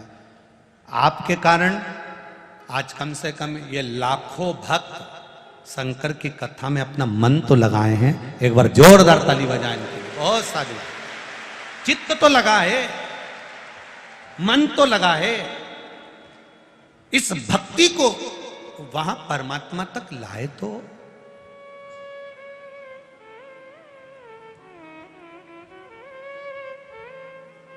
सती मैया का मन नहीं लगा। बाबा समझ गए इसका मन नहीं लग रहा। कई लोग पशुपति व्रत करते हैं, कहते हैं उसने करा और उसका काम हो गया और हमने करा, हमारा क्यों नहीं हुआ? क्योंकि तुमने करा जरूर है पर विश्वास नहीं जगा पाए, भरोसा नहीं बांध पाए, दृढ़ता नहीं बांध पाए। दो तरह के व्यक्ति होते हैं। एक ने प्रवचन में सुन लिया। दो तरह के व्यक्ति होते हैं, आप कौन से व्यक्ति हो समझ लेना। एक ने प्रवचन में सुना, गुरुजी ने कहा जब कोई गिरता है भगवान उसको गोदी में झेलता। एक ने सुना, जिसने सुना वो गया, जाते जाते उसने सोचा जरा कुएं में गिर के देख लेता हूं। गुरुजी बोल रहे हैं गिरते हो तो भगवान झेलता। तो वो कुएं में गिरने लगा। कुएं में जब गिरने लगा तो उसके मन में आया गिर गया और भगवान ने नी झेला तो गुरुजी का क्या जाएगा, अपन तो निपट जाएंगे। कि गुरुजी का वचन भी हो जाए और मैं मरूं भी नहीं और भगवान मुझे झेल भी ले। ऐसा करता हूं, पांव में रस्सी बांध लेता हूं, पेड़ से रस्सी को बांध लूंगा और कुएं में लटक जाऊंगा। अगर भगवान नहीं आया तो कम से कम बच तो जाऊंगा। दो तरह के लोग होते हैं। गुरु के वचन को सुना, जब जब कोई गिरता है भगवान उसको झेलता है। उसने गिरने का प्लान बनाया। पहले सोच रहा था गिर जाऊं, भगवान झेलेगा। फिर मन में आया अगर मर गया तो रस्सी बांधी, पेड़ से बांधी और कुएं में लटक गया। उल्टा लटका। 3 दिन हो गए, भगवान नहीं आया। कोई भगवान आए ऐसे लटकने वालों पे? कई लोग पशुपति व्रत करते हैं। हमने तो कर लिया, सुना था, विश्वास नहीं था, भरोसा नहीं था, बस करा। और क्या कि मेरा काम नहीं हुआ? विश्वास लेकर कहां से आओगे? भरोसा, दृढ़ता, विश्वास मूल है। लटक गया। उसी के पास में से एक व्यक्ति निकल कर जा रहा था। उसने देखा कोई कुएं में लटका है, वो उसको खींचने लगा। वो अंदर से लटका लटका बोला खींचना मती। गुरुजी बोले भगवान झेलेगा, तू मत उठा मेरे को, भगवान झेलेगा। उसने कहा तेरे गुरुजी ने ऐसे लटकने को बोला था? हाँ, मेरे गुरुजी ने कहा था जब कोई गिरता है तो भगवान झेलता है। तेरे गुरुजी ने ऐसे बोला था? हाँ। इसने इसका कहना माना। इसके पास रस्सी नहीं थी। बड़ के पेड़ की डाली लाया और बट वृक्ष की डाली लाकर बड़ के पेड़ की डालियों को इसने पांव से बांध लिया और लटक गया। रस्सी मजबूत थी, वो लटका था, नी गिरा। इसके बड़ के पेड़ की डाली धीरे धीरे खुलने लगी, टूटने लगी। ये कुएं में गिरने लगा। जैसे ही गिरा, गिरते से ही महादेव ने अपने हाथ में झेल लिया। महादेव ने अपने हाथ में झेला। अब महादेव ने जब हाथ में झेला तो जो लटका हुआ था वो कह रहा गुरु भगवान मैं 3 दिन पहले का लटका हूं। भगवान बोले तू जिंदगी भर ऐसे ही लटके रहेगा, मैं नहीं झेलूंगा तेरे। इसने तेरी बात पर विश्वास करा और तेरी बात पर विश्वास कर कर कुएं में कूदा तो मैंने झेला। तूने अपने गुरु की बात पर विश्वास नहीं करा तो भगवान कैसे झेलेगा रे भाई? कैसे? आप किसी को बोल देती हो पशुपति व्रत कर ले तेरा ऐसा हो जाएगा, वो करती उसका हो जाता है। और तुम 2 बार कर चुकी, 3 बार कर चुकी, मेरा क्यों नहीं हो, मेरा क्यों नहीं हो? क्योंकि तुम थोड़ा सा अहम, थोड़ा सा विद्वत्ता, थोड़ा सा अहम, थोड़ी विद्वत्ता, ये सब समाप्त कर कर विश्वास को दृढ़ करना पड़ेगा कि मैं महादेव को भजूंगी। मेरा विश्वास कहता है मुझे मेरा महादेव संभाल लेगा। जिसने शंकर भगवान को अपना पिता मान लिया, शिव जी को अपना बाबा मान लिया, शंकर को अपना मान लिया, शिव को अपना समझ लिया, बाबा ने उसको साध लिया। जो विश्वास ही नहीं कर पाया वो डूब गया। भरोसा करना पड़ेगा। कहने वाला कुछ भी कहे, क्या होता है शिव जी के मंदिर जाने से? ये इतने पत्र पढ़े हैं, सब यहीं पड़े रहेंगे पीछे, सब में मोबाइल नंबर है, फोन लगाकर पूछना तुमने पत्र लिखा था, सही है, कहां पर रहते हो? हम एक एक को कहते हैं जाओ और उनके पास जाकर पूछ के आओ, ये पत्र है, ये मोबाइल नंबर है, जाओ पूछो। शिव महापुराण ना विद्या जानती है, ना तंत्र जानती है, ना मंत्र जानती है। शिव पुराण ना कोई ऐसा चमत्कार जानती है जिससे तुमको कुछ मिल जाए। शिव पुराण तो इतना जानती है, जिसने एक लोटा जल चढ़ाया और विश्वास के साथ चढ़ाया, मेरे भोलेनाथ ने उसकी झोली खुशियों से भरकर भेज दिया। इतना जानती, इसके सिवाय कुछ नहीं।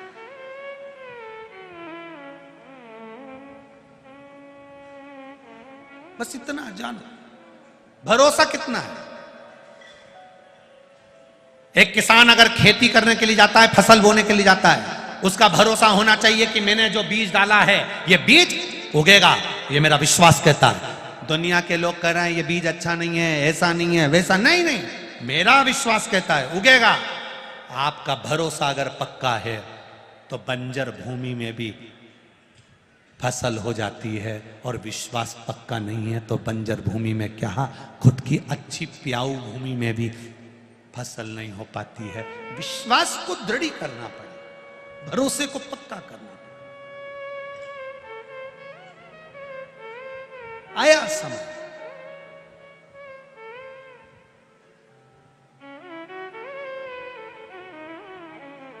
कितना नकारते हैं हम भगवान के जो पौधे हैं, वृक्ष हैं। लोग कहते हैं ये सियोर वाले महाराज ने बेलपत्री का वर्णन करा, सियोर वाले महाराज ने शमी पत्ते का वर्णन करा। शमी जिसमें कांटे लगे होते हैं, जिसको लोग खेजड़ी कहते हैं राजस्थान में,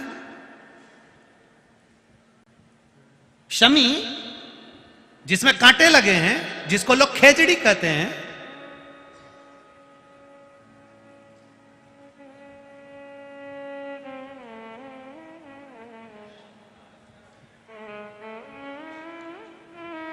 क्या शमी के पत्ते में, शमी के फूल में, शमी का जो फूल होता है वो गुलाबी कलर का होता है। आस्था चैनल पर जितने लोग कथा सुन रहे हैं, जितने लोग फेसबुक यूट्यूब पर कथा सुन रहे हैं, वो शमी के फूल का दर्शन अवश्य करें। आस्था चैनल वाले आपको दिखाएंगे शमी के फूल का दर्शन, गुलाबी कलर का होता है। और क्या है इसमें ऐसा? शमी के वृक्ष में, शमी के पत्ते में, शमी का पौधा, शमी का वृक्ष, आखिर इसकी इतनी प्रबलता क्यों है? रामचरितमानस को उठाकर देखिए, बाबा लिखते हैं राम जी महाराज जब रावण को मारने के लिए लंका पर चढ़ाई करते हैं, और लंका अधिपति पर जब चढ़ाई करने लगे, लंकेश पर, लंका पर जब चढ़ाई करी, तब भगवान शंकर उस जगह पर नहीं दिखे। तब मेरे राम जी ने शमी के पेड़ को प्रणाम करा और कहा, हे भोलेनाथ, आपको मैं शमी के वृक्ष में मानकर प्रणाम कर कर लंका पर चढ़ाई कर रहा हूं। और उस शमी के वृक्ष को नमन कर कर मेरे राम जी लंका पर चढ़ाई कर देते हैं, विजय प्राप्त करते हैं, जीतते हैं। और वापिस जब आते हैं, वापिस जब अयोध्या जाते हैं, तो मन में आया कि मैं अयोध्या के वासियों को दूं क्या? स्वर्ण बांटा।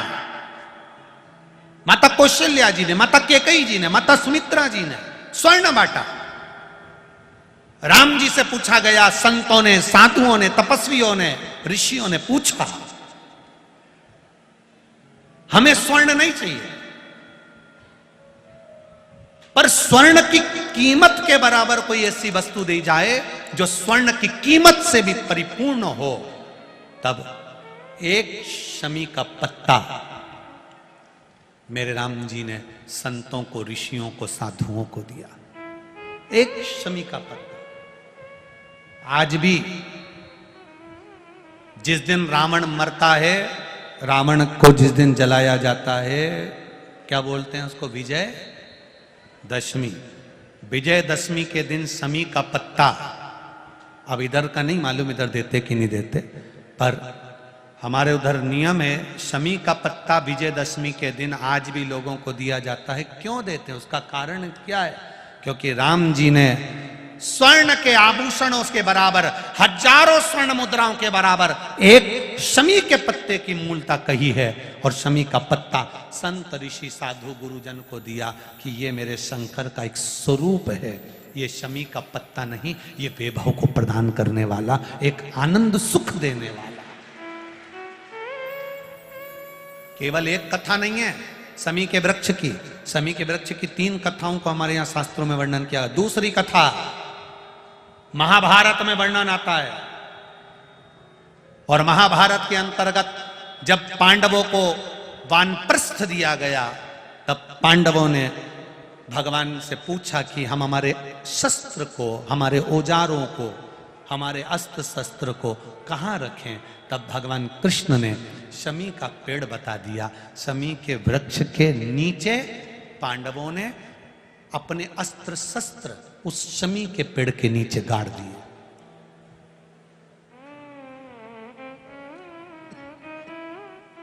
शमी के वृक्ष के नीचे अस्त्र शस्त्र को गाड़ा गया। जब वानप्रस्थ पूरा हो गया, पांडव वापिस आए, शमी के पेड़ के नीचे खोदा गया, और खोदने के बाद अस्त्र शस्त्र निकाले गए, और अस्त्र शस्त्र निकालकर, अस्त्र शस्त्र निकालने के बाद पुनः भगवान कृष्ण ने पांडवों को दिए।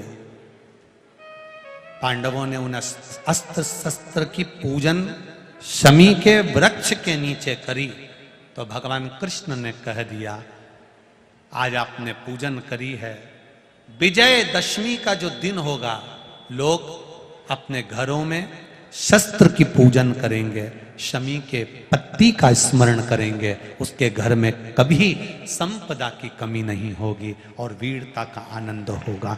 वो शमी पत्ते, क्या है ऐसा शमी पत्ते में, शमी के पुष्प में? तीसरा वर्णन आया। एक बार महर्षि वर्तंतु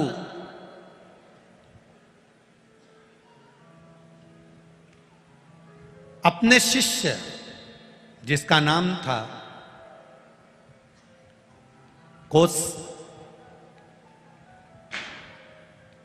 वर्तंतु ऋषि अपने शिष्य कोस को विद्याध्ययन करा रहे थे, और विद्याध्ययन कराते कराते सब कुछ पढ़ाया, अच्छी विद्या दी। और होना चाहिए, गुरु का काम यही होना चाहिए, विद्याध्ययन कराए, श्रेष्ठता में कराए।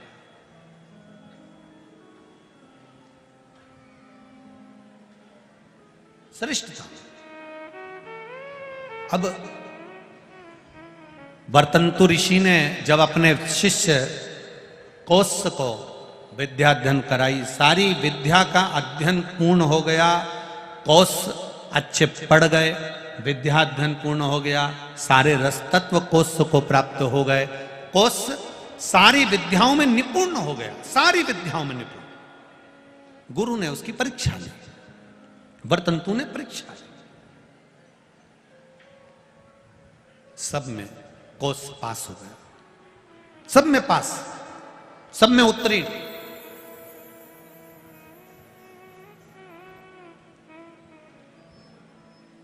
अब कौत्स ने आज गुरु वरतंतु जी को प्रणाम करा, नमन करा, और नमन कर कर वहां से जाने लगे तो वरतंतु ऋषि ने रोका कौत्स को, कौत्स रुको, जी गुरुदेव आज्ञा दीजिए।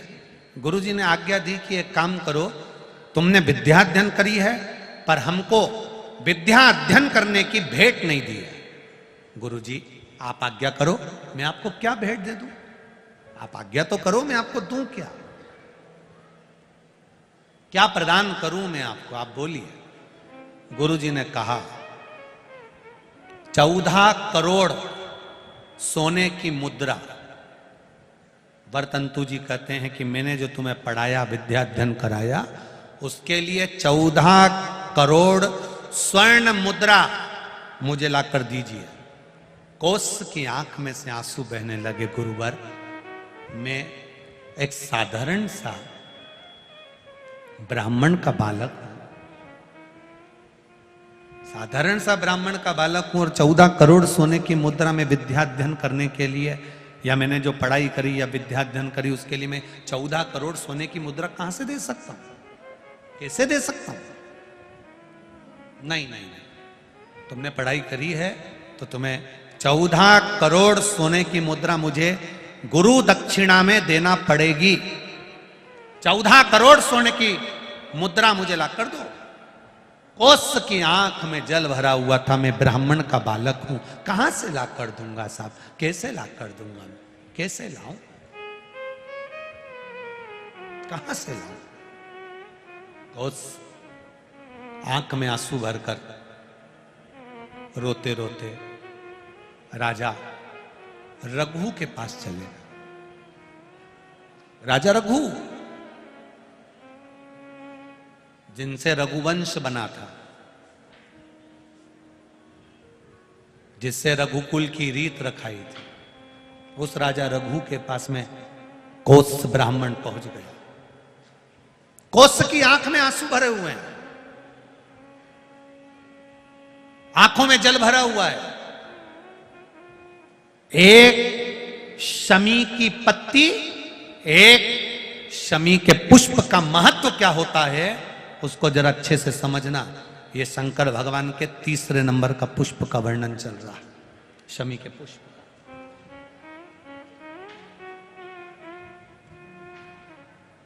पहला वाला कौन सा था? पारिजात। दूसरा कनेर। आज कौन सा चल रहा है? शमी। इसके महत्व को जरा ध्यान से समझिएगा। यहां तक शमी के फूल का महत्व कहा गया है। कोई 24 घंटे भी अगर मदिरा में डूबा रहता है, नशे में डूबा रहता है, चाहे वो मदिरा का नशा हो, चाहे वो किसी चीज का भी नशा हो, उस तक के लिए शमी का पुष्प बड़ा कारगर बन जाता है। शिव जी को बस कहाँ चढ़ाना है और उसका प्रयोग कैसे करना है, वहां तक लाभ कर जाता है हमारा। कितना भी मदिरा में डूबा व्यक्ति, वहां तक के लिए ये शमी का पुष्प और शमी की पत्ती कारगर। वैभव के लिए तो है, संपदा के लिए तो है, धन के लिए तो है, पर शमी की पत्ती की महत्वता और पुष्प की महत्वता कोई साधारण नहीं है। कौत्स रो रहा। वरतंतु ने कहा, वरतंतु ऋषि बोले 14 करोड़ सोने की मुद्रा मुझे चाहिए। और रोता रोता वो ब्राह्मण का बालक कौत्स, मैं ब्राह्मण, मैं ये 14 करोड़ स्वर्ण मुद्रा कहां से लेकर आऊंगा? राजा रघु के पास पहुंच गए। राजा रघु अपने आनंद के साथ, रघु करते क्या थे? शिव जी की आराधना, शंकर का भजन, शंकर की गुणगान। इसलिए रघुकुल में सूर्य की आराधना और शिव की आराधना दोनों होते आई है, दोनों होते कर रहे हैं शिव आराधना।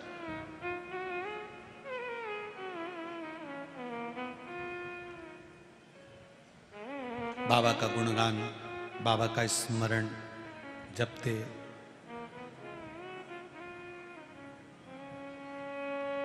शिवाय शिवाय शिवाय ओम नमः शिवाय।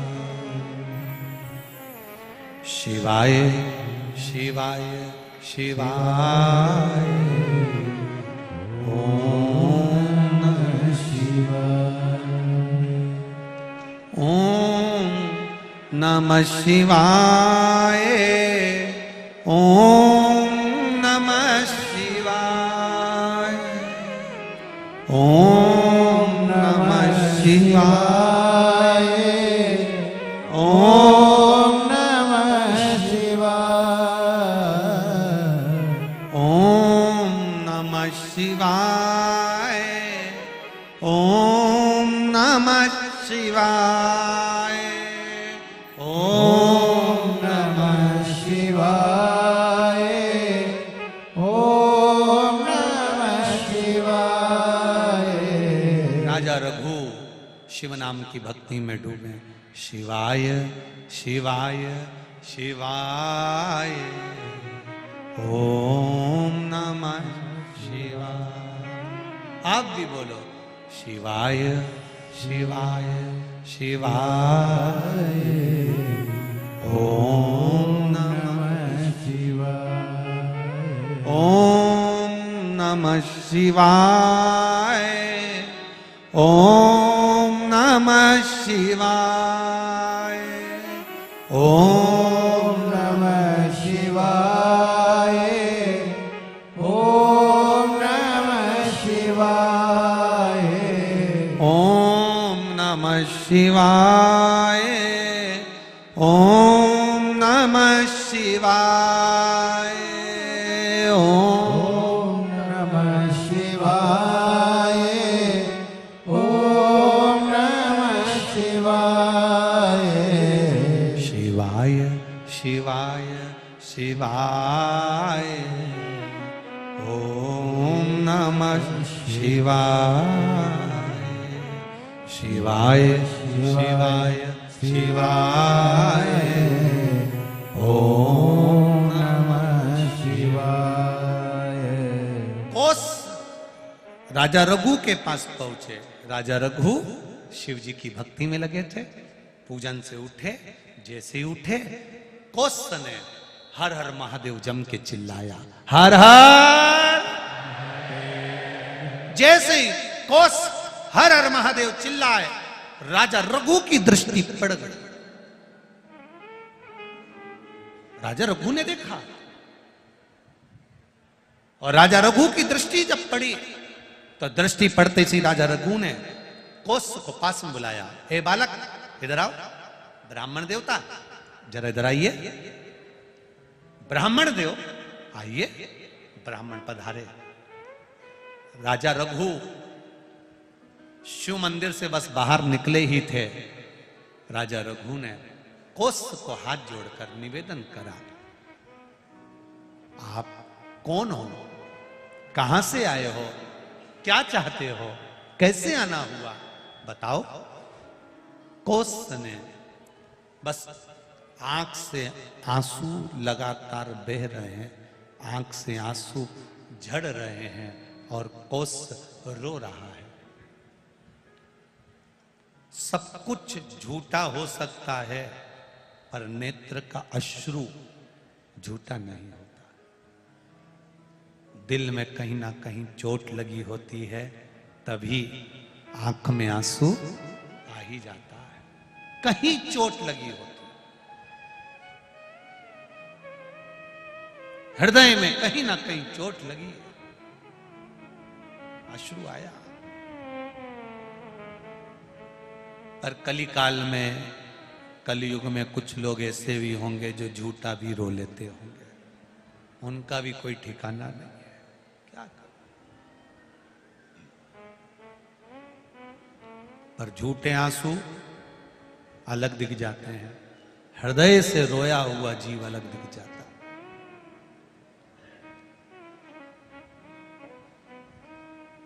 कोस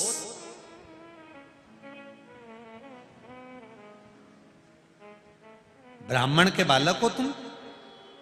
तुम्हारे मस्तक का त्रिपुंड बता रहा है, तुम्हारी शिखा बता रही है, तुम्हारा परिधान बता रहा है, कंधे पर पड़ा हुआ यज्ञोपवीत बता रहा है, दुर्बल शरीर बता रहा है।